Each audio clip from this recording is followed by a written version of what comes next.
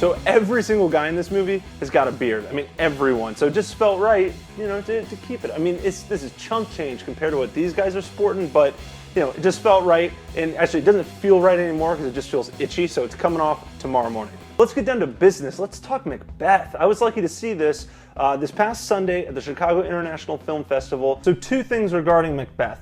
First of all, I'm not a Shakespeare purist. I wish I was. I wish I was more knowledged up on Shakespeare, but currently I'm just not. And I always do this with reviewing films that are film adaptations. I review them purely on the merits of the film. And secondly, this was one of my most anticipated films of the year, by far. To me, this movie is like take the story and tone of Gladiator, the battle scenes of 300, and then add that onto the atmosphere and just overall aesthetic of Valhalla Rising, and you get kind of more or less Macbeth.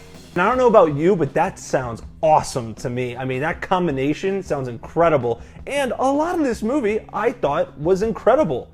But I would be lying to you if I said it was a flawless film. So let's get into it. First of all, this movie is dark. Shakespeare, you messed up son of a bee. I mean, I read the cliff notes to this prior to seeing this movie, and man, they did not prepare me for how disturbing and ferocious and twisted this movie ended up being. A lot of the reason this movie turns out as dark and disturbing and unsettling as it does is because of the director, Justin Kurzel, who's an Australian director who also directed the Snowtown Murders. And just like in that movie, under his lens, this version of Macbeth turns into a stunning and enthralling horror film. And what contributed to the horror essence of this film was the beautiful yet haunting cinematography. During most of this film, I was completely transfixed on what I was looking at on screen. And that dynamic between something disturbing going on film that is beautifully, beautifully caught on camera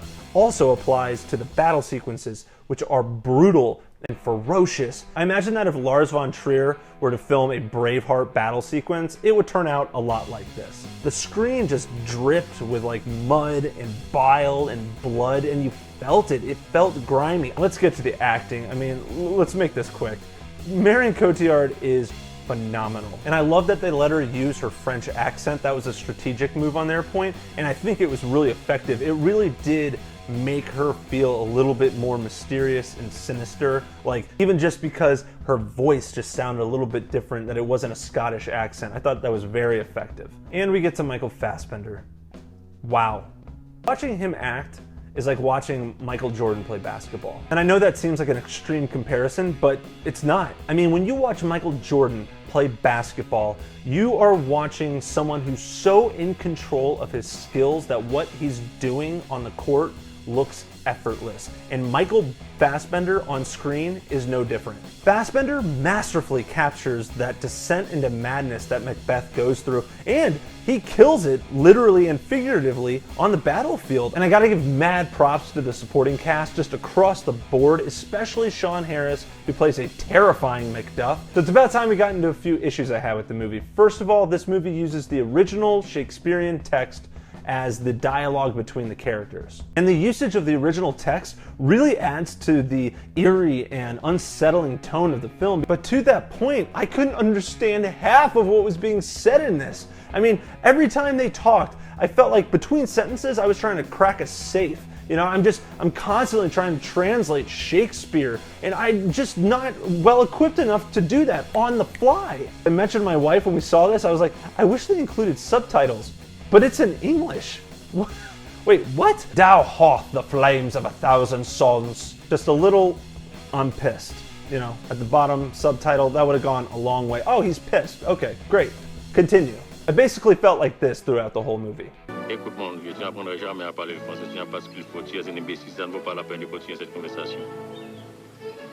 Slow down.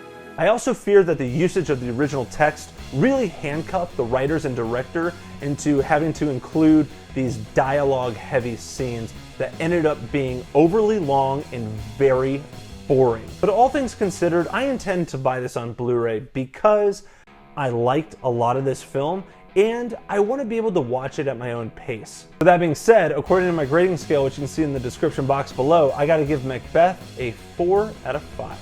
Anyways, guys, those are my thoughts, take it or leave it, but what do you guys think? Where do you come from with regards to Macbeth and Shakespeare, and how excited are you for this film? Use that comment section, let's talk about it. And guys, thank you so much for watching, I really do appreciate it. And if you like this review, hit that thumbs up button, subscribe to my YouTube channel, that way you'll get updates on my weekly movie reviews that I post, so we can do this again soon. I'll check you later. Check you later, check you later. Hey, man, get off my case. Oh, man. Chicks don't want to hear that shit.